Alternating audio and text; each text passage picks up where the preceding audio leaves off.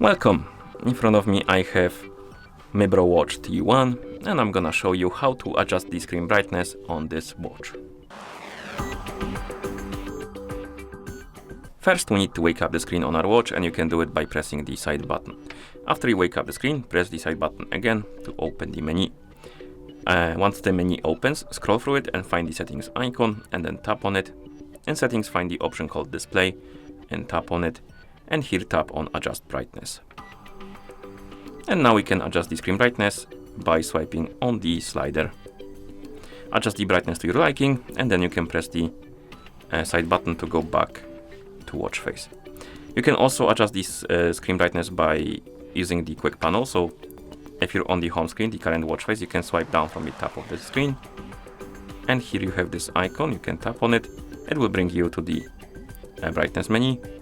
And once you're done, of course, adjusting, you can press the side button to go back to watch face. And that's how you adjust the screen brightness on this watch. Thank you for watching. If you found this video helpful, please consider subscribing to our channel and leaving the like on the video.